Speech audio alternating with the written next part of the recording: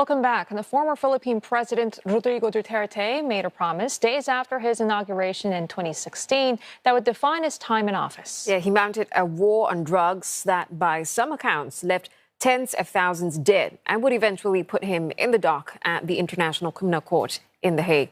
Maria Ronson looks back at the 10 years since a deadly campaign began. Rodrigo Duterte campaigned as the Punisher, Davao's tough-talking mayor who vowed to kill criminals and drug addicts. He won a landslide presidential victory on a simple message: eliminate drugs and ordinary people will feel safe again.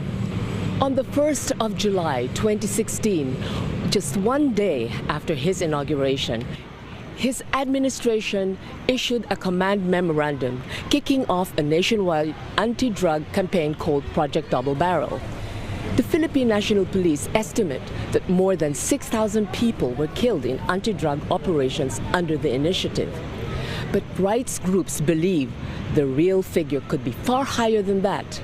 Some say it was really a war on the country's poorest.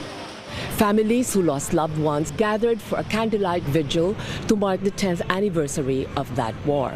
It took a heavy toll on women who lost husbands and sons, forced to bear the burden of raising families alone. Sobrang hirap po para sa akin kasi po yung asawa ko yung naghahanap buhay. So nung namatay po siya, natuto po akong maglabada, magtrabaho sa junk shop para mabuhay ko po yung mga anak. Sobrang hirap po para sa akin maging nanay at tatay sa 3 bata po. More than 120 children died.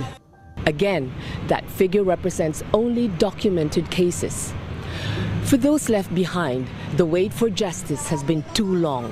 Assisted by legal professionals and human rights organizations, some relatives have since become trained paralegals and human rights defenders. Gusto ko po ilaban yung anak ko kaya po talagang nag-aral ako kung ano po ba yung human rights. Sa kabila po nung kalungkutan na nangyari sa pagpatay sa aking anak, nandito po ako ngayon bilang nanay tumitindig at lumalaban para sa hustisya ng aking anak. Yet millions of Filipinos still see Duterte as a hero, outraged by his arrest and detention at the ICC. They continue to support staunch allies like Senator Ronald Bato de la Rosa, the drug war's chief enforcer, who also faces ICC charges of crimes against humanity, as well as his daughter, Vice President Sara Duterte, and her presidential ambitions in 2028. His trial in November and her political future are bound tightly together as she faces impeachment in a Senate trial begins next week. For his supporters, Duterte's ICC case is political persecution. For the families at this vigil, it's one step closer to justice. Maria Ronson reporting for CNA from Metro Manila.